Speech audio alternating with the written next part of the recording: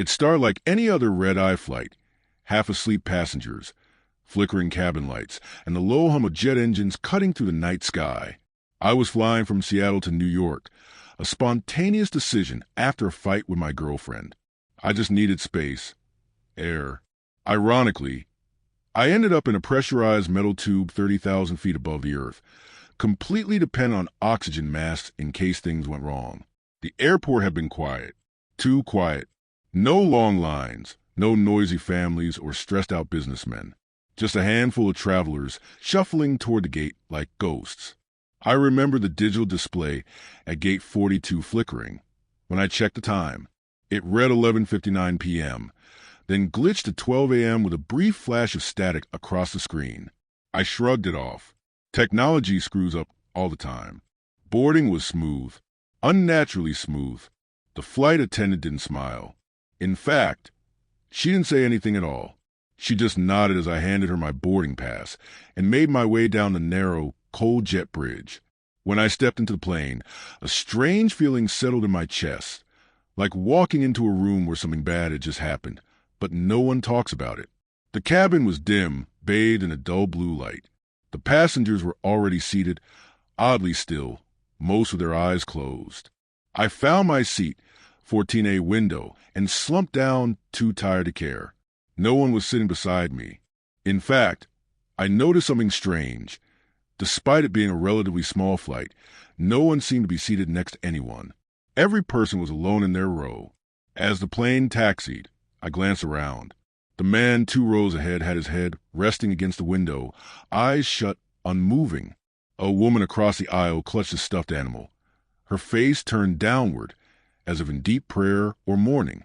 No phones, no chatting, just silence. Once we were airborne, I passed out almost immediately. The exhaustion hit like a wave, heavy and numbing. My eyes shut, and the engine's rumble became a lullaby. I don't know how long I slept. Time felt like it had bent and twisted in that darkness. But I woke up at the start, heart racing, hands clammy. The cabin was darker now. The soft blue lights had gone out, replaced by dim emergency reds glowing faintly from the floor panels. I blinked, tried to adjust my eyes. That's when I noticed I was alone. The entire cabin was empty, every single seat gone. I stood slowly, my knees unsteady as I looked around in disbelief. The seat backs stood like gravestones. No sounds, no voices, just the subtle creak of the plane and the endless hum of engines. My mouth went dry. "Hello," I called out, my voice hoarse, cracking from disuse. Nothing. I checked the bathroom. Empty. I peeked behind the curtain to first class. Empty. The flight attendant's galley? No one. I started to panic. Was I dreaming? Had I hallucinated everyone? My chest tightened, and I forced myself to breathe slowly. Maybe the plane was landing, and everyone had to board while I was passed out? No. Impossible. We were still in the air. I could feel it. That pressure in my ears, the subtle sway and dip of turbulence. The stars outside the window, too high to be anywhere near the ground. I returned to my seat, heart hammering against my ribs. That's when I heard it. Breathing. Not mine. Someone else's. It was faint, ragged, slow, like someone struggling to inhale but trying to stay quiet. It came from somewhere toward the back of the plane. I froze. It wasn't the kind of breathing you hear when someone's asleep or relaxed. It was wrong. There was a sharp whistle on the inhale, like something caught in their throat, and the exhale was almost wet, sticky, gurgling, sick. My instincts screamed run, but my legs moved on their own. I crept down the aisle, step by careful step. My shoes tapped gently against the floor, and each tap felt deafening. The breathing grew louder the closer I got to the rear. Rows 20, 21, 22, still empty, but the sound, it was coming from row 28. I paused. The overhead light above that row flickered, stuttering like a dying bulb. The breathing stopped. Silence fell again. And then a head slowly rose into view from behind the seatback. Not popped up, not startled. It rose, too slow to be natural. It moved like something underwater, sluggish and unbothered by gravity, as if it had been waiting for me to notice it. I couldn't see the face, just a pale outline of a scalp, thin and blotchy, with wisps of dark hair clinging to the skin like cobwebs. The figure didn't speak. It just sat there, watching. I stepped back, trying not to make a sound, but the floor creaked beneath me. The head twitched, and then it stood. A sickening crack rang out, like bones rearranging themselves as the figure uncurled from the seat. Too tall, its shoulders scraped the ceiling. Arms dangled low, fingers long and crooked, hanging like broken marionette strings. It took a step forward. I ran. I didn't look back. I sprinted to the front of the plane, breath catching in my throat. I hit the cockpit door and slammed my fist against it. Help, please. Someone's back there. Let me in. No response. I turned around. The aisle was empty again. No figure. No sound. Just a flickering red emergency lights. I backed away, adrenaline racing. My hand shook as I grabbed the intercom phone by the flight attendant station. Nothing. Deadline. Then a faint click. The overhead speakers buzzed, and a voice, raspy, unnatural, whispered, "You weren't supposed to wake up." My blood turned to ice. I dropped the phone and stumbled back toward my seat, brain reeling. My eyes darted across the rows, searching for any sign of life. I needed a plan. Anything. Then I saw it. Row 14. My seat. Someone was sitting in it, head turned to the window, unmoving.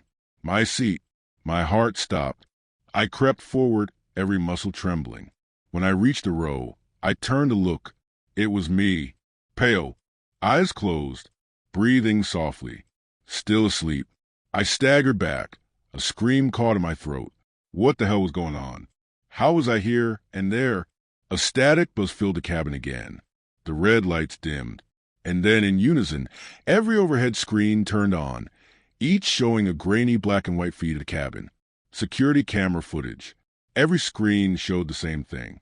Me, standing, right there.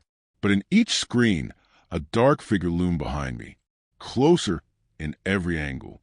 I spun around. Nothing. But the breathing had started again. And this time, it was right behind my ear.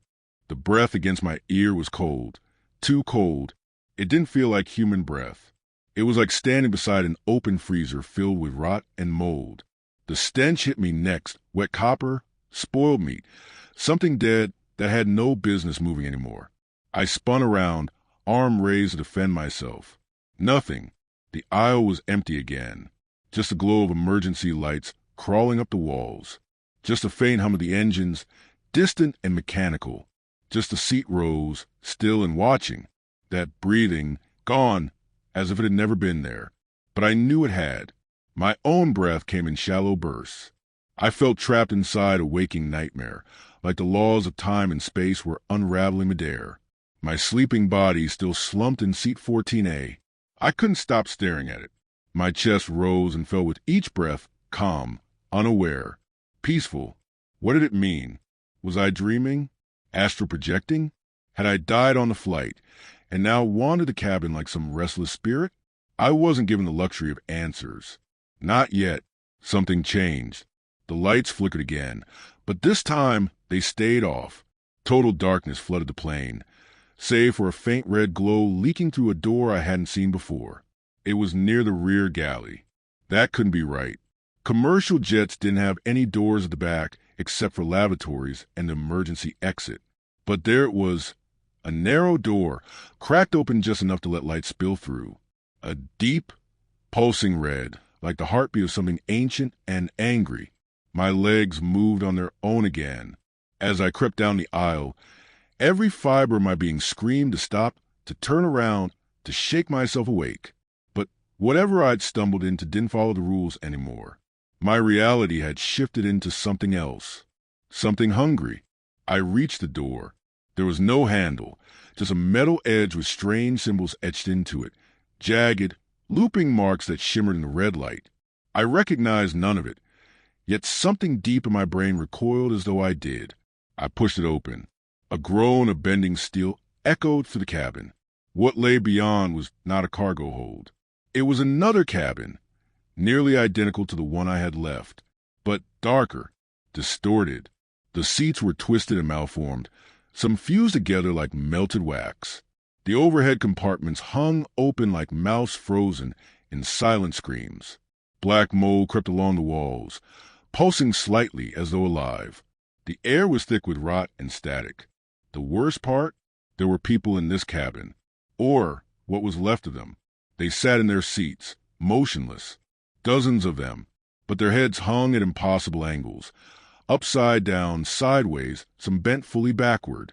Their skin was gray, stretched too tightly over sharp cheekbones.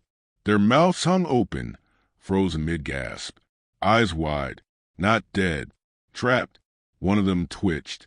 I stopped breathing. A woman in the second row, in a red scarf. Her fingers tapped against her armrest in a steady rhythm.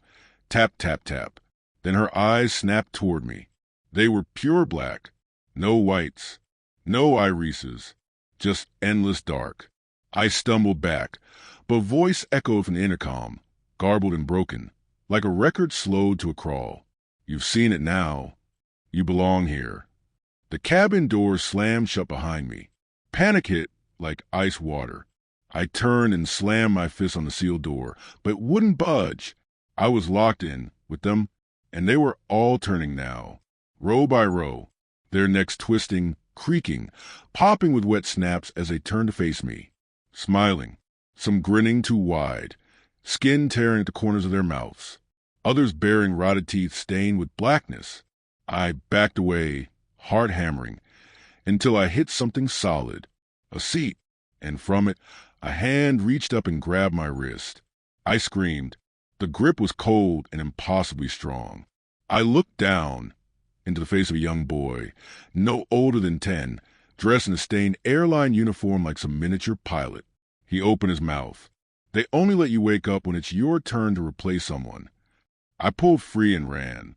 Down the aisle, dodging seats, past passengers who were rising now, limbs cracking and jerking like puppets on tangled strings. Their smiles never faded. Their eyes never blinked. I reached the end of the cabin and slammed into another door, this one smaller, even more unnatural. The metal groaned as I pulled it open. A hatch.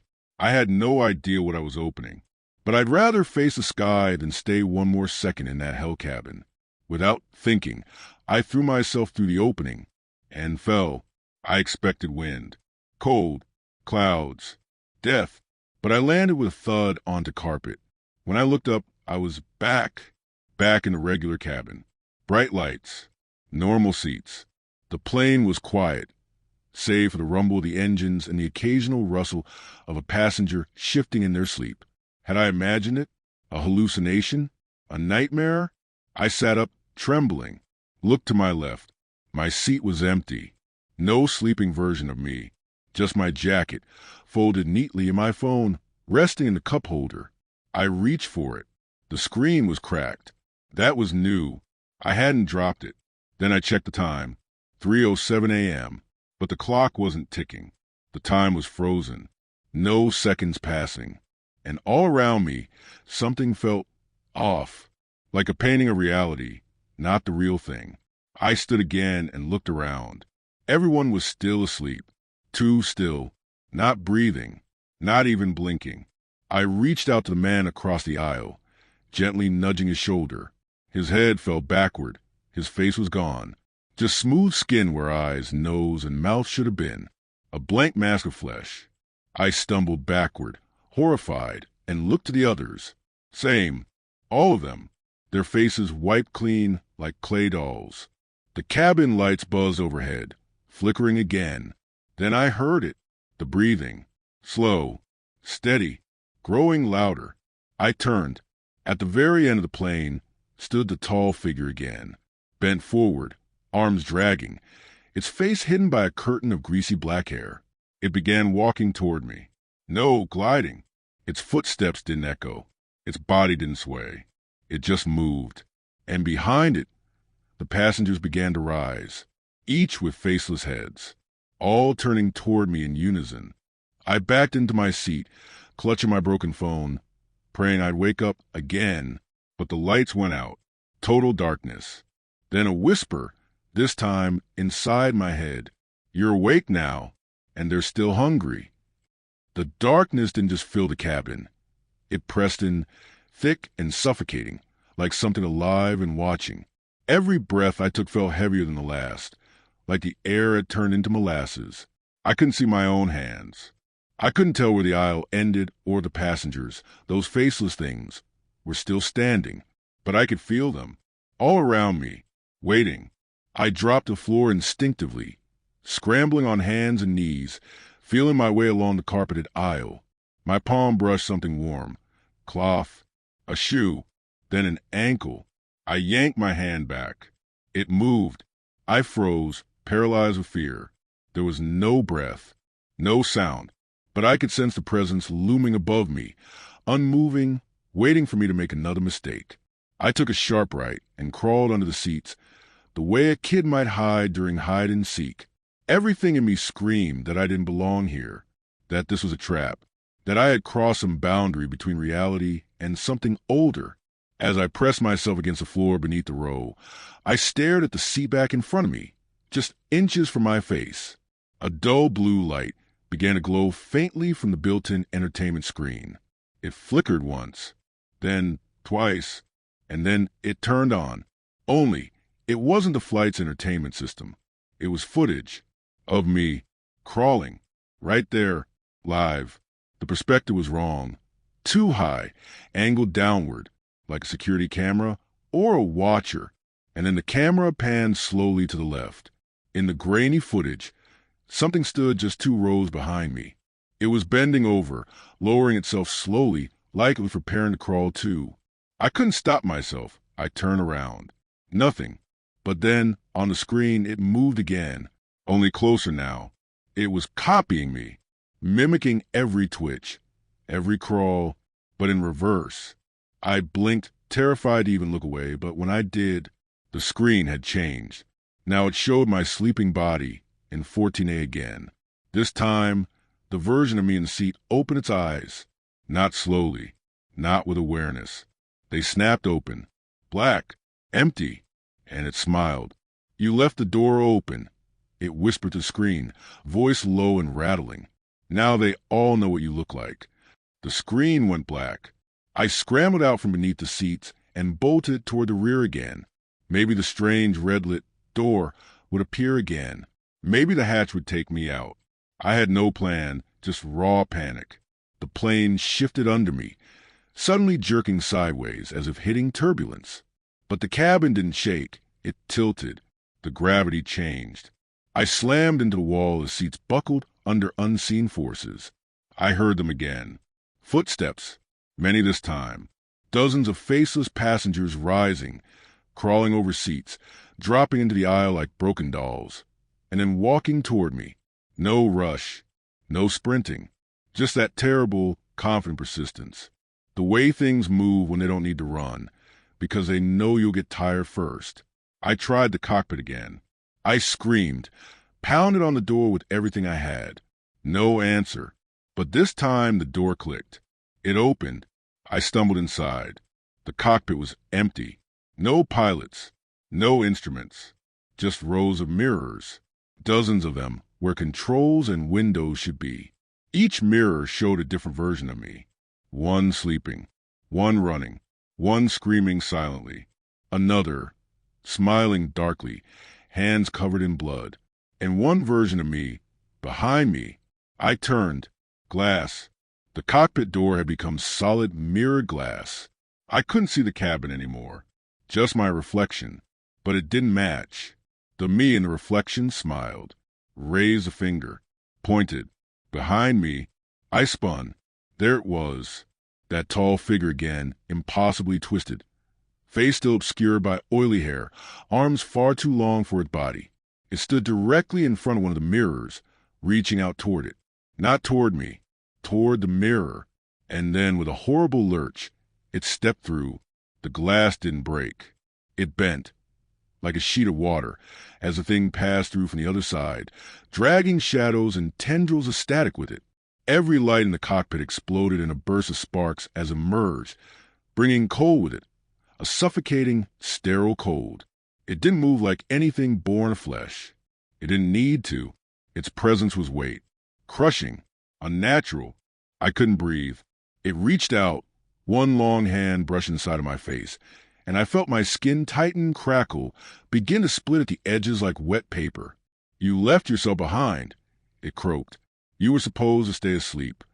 And then I fell, through the floor, through black, through nothing. I landed again, this time in my seat, 14A, panting, gasping. Sweat dripped down my face. My heart was pounding. I gripped the armrest with white knuckles. The lights were normal. The passengers were normal. The stewardess strolled past, handing out drinks. The man across from me was snoring gently. Everything looked right, but I didn't believe it. I looked around slowly. Something felt off. A woman behind me whispered too softly for anyone to hear. Not English. Not anything I could recognize. The flight attendant stopped at my row. "Can I get you anything?" she asked, with a smile that didn't quite reach her eyes. "Why, yeah," I stammered. "What time is it?" She paused, then smiled wider. "Still 3:07 a.m. She moved on. I grabbed my phone. Still broken. Still 3:07 a.m. I opened the camera, flipped it to selfie mode, and there it was, behind me, in the seat. Me, smiling, eyes black. I didn't scream. I couldn't.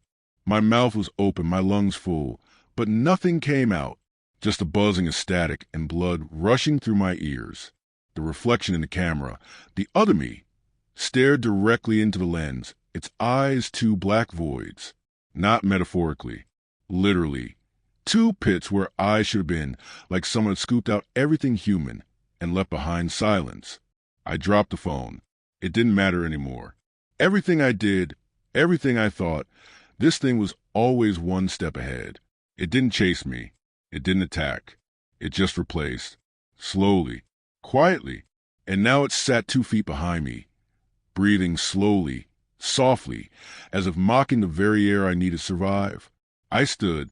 The flight attendant turned to glance at me, still smiling. But now I saw it. Her name tag had no name. Just an empty plate, blank, metallic, smooth as bone. Her hands twitched unnaturally, joints moving out of sync. She reached for the drink cart and gripped it too tightly, like she didn't know how hands were supposed to work. "Sir, please return to your seat," she said. "We are approaching altitude unknown." "What?" I whispered, stepping back. But she didn't repeat herself. She simply turned her head 180 degrees, like an owl, slow and unnatural, and looked back down the aisle. Then she smiled wider, too wide, her jaw unhinged with a wet pop. I ran. Again. Every instinct screamed that something worse was coming, that I had only scratched the surface of this hell, and the deeper layers were waking up. I raced to the emergency exit. I didn't care that we were still in the air. I didn't care about the laws of gravity or death or consequence. Whatever was on this plane was worse than falling. I grabbed the lever, pulled. Nothing. It didn't even budge. I looked up and for the first time noticed there was no sky outside. No clouds. No moonlight. Just a vast wall of darkness, endless and close, pressing against the windows like some massive thing circling the plane. We weren't flying through air anymore. We were flying through something else. A dimension? A dream? A prison? Then the cabin lights dimmed, and something new happened. The passengers began to speak. All at once. Voices, murmurs, whispers layered over each other, rising into a droning, humming chant. They weren't speaking to me. They weren't even speaking to each other. They were speaking through me, through the air, summoning something. I pressed my hands over my ears. Too late. The sound wasn't just external, it was inside my head. Ancient syllables I couldn't understand, but which made me feel small, unworthy, broken. Every word seemed to twist the plane around me. The seats bent. The floor rippled. The ceiling began to drip something black and warm. And then, from somewhere deep beneath the cabin floor, I felt it. A heartbeat. Slow, massive, not the planes, not human, something older, and it was waking up. I ran to the cockpit again, but the mirrors were gone now, replaced by eyes, giant lidless, watching from every wall. One blinked. A low voice vibrated through the fuselage, not sound, but thought. Do you understand now? You boarded the wrong flight. You don't go back from here. I collapsed into the co-pilot's seat, trembling, my thoughts frayed at the edges. I tried to anchor myself to reality, to memory. I tried to remember my girlfriend's face, my apartment, the way coffee smelled on rainy mornings in Seattle. But the images were slipping, blurred, like dreams after waking, or waking after dreams. Then I felt a tap on my shoulder. I turned. It was me again, but this time he looked different, less monstrous, more human, but his eyes were tired, hollow, like someone who had been trapped for a long, long time. I tried everything, he said. His voice was mine, dry, raspy. You don't escape this. You just pass it along. What is this place? I managed to whisper. He smiled, almost sadly. This is the air between death and forgetting. I'm not dead. He raised a brow. Aren't you? The cockpit faded. Suddenly, I was standing in the aisle again. Only this time, everyone was awake, but not moving, just watching. Every single passenger had turned in their seat to face me. Hundreds of heads turned at once, eyes open, unblinking, expressionless, and all of them had my face. Row after row copies, some older, some younger, some rotted, some covered in burn scars, stitches, frostbite, but all me. And from the intercom, a voice said, "Please fasten your soul for descent. This is the final leg of your journey." The plane began to descend, not gently, not gradually. It plummeted, like gravity had tripled in an instant. I flew backward, smashing into a seat as the whole cabin tilted vertically. Baggage compartments burst open. Luggage rained down. People, versions of me, were falling upward, sideways, melting to floor or bursting into Miss Midair. Reality fractured. Windows cracked, not from pressure, but from inside, as if the glass couldn't stand what it saw. I screamed, a raw, animal sound of soul being peeled. And through the chaos, that tall, bent creature emerged once more, limbs unraveling, dragging itself along the walls. Its mouth opened wide, and it spoke in my voice. Now you're ready. Now it's your turn to fly. And everything went black. I woke up to silence. Cool air. I was in 14A, phone in hand, passengers snoring, flight attendant walking past. Outside, clouds, moonlight, stars. A normal flight. I checked the time. 4:17 a.m. It was moving. The clock ticked. Was I back? Did I survive it? I looked to my left. The seat beside me was still empty. I exhaled slowly, trembling, barely able to believe it. Then I glanced down. My boarding pass was gone. In its place, the small silver pin, shaped like wings, the kind flight attendants wear, and below it, in engraved letters, cabin crew, altitude unknown. The pin sat in my palm like it weighed 1,000 pounds. Cabin crew, altitude unknown. Those words stared back at me with quiet finality, etched into cold, flawless metal. I ran my thumb over them, hoping it would disappear like a hallucination. Some cruel afterimage burned into my memory from the nightmare I'd just escaped. But it didn't fade. It was real as the hum of the engines, the pressurized air, and the cabin crew now strolling quietly down the aisle. I looked up. The flight attendant who passed earlier walked past me again. Only this time, she glanced down at the pin in my hand, and she nodded, just once. A small gesture, barely a movement, but it sent ice flooding through my chest. She knew. They all knew. I had been marked, branded, not as a passenger anymore, but as something else. Part of me wanted to scream, to jump up and shout at everyone on board. Wake up. Something's wrong. We're not supposed to be here. But something deeper inside whispered that it would be useless, because maybe they weren't people anymore. Maybe they never were. Or maybe I wasn't. I had to know. I stood again and slowly moved down the aisle. The flight was quiet, filled with the softness of circulated air and the occasional cough or snore. But my mind raced. Was this still the same flight? Was I even on Earth anymore? As I moved past the rows, I stole glances at the passengers. Most were asleep. Some stared blankly ahead. One or two looked up at me as I passed, only for their faces to blur slightly like smudge paint, like their details didn't exist unless you were looking straight at them. I approached the galley again. That strange rear door, the one that had led to the other cabin, was gone. Just a blank wall. Seamless. I turned back toward the cockpit. Maybe the mirrors were back. Maybe I could find something there. Answers, truth, an exit. I reached the cockpit door. This time, I didn't knock. I just placed my hand on the handle, half expecting it to burn or vanish. It opened. The cockpit was empty, but not like before. There were controls now, instruments, flickering green lights, gauges ticking, switches humming with quiet energy. Outside the windshield, there was no sign of a runway, no clouds, just a black sky pulsing with distant red lights, like stars that bled. Then the radio crackled, and my own voice came through. Cabin crew, prepare for final approach. I stumbled back. No, I muttered. No, I'm not flying this thing. But the chair turned on its own. The seatbelt slithered free like a snake and fastened itself across the cushion, waiting, inviting, daring. Behind me, footsteps. Soft, bare. I turned. Another me stood in the doorway, but not like before. This version was pale, thin, eyes sunken, dry blood around its mouth, fingers missing nails. It looked exhausted and relieved. It smiled. You made it, it said. What is this? What happens now? I asked, throat dry. He stepped aside and pointed to the captain's seat. You sit. You fly. You don't ask questions. Not anymore. I don't want to.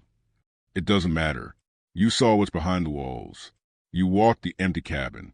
You passed the breathing test. You're marked. You're crew now. I shook my head.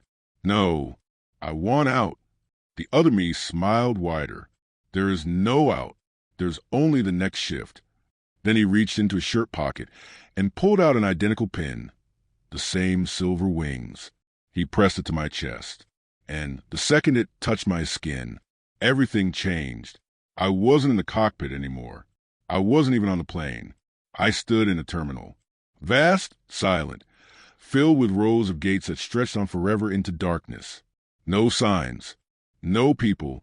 Just blinking monitors and infinite walkways that vanished into shadow. A woman in a stewardess uniform approached me. Her eyes were gone. Just empty sockets. But she smiled warmly. Gate 000 is ready for boarding, she said. Where does it go? I asked, numb. Wherever someone tries to leave, she replied. She handed me a manifest. My name was at the top. I flipped to the next page. Another name. Someone else's. I didn't recognize it. But something inside me did. A memory that wasn't mine.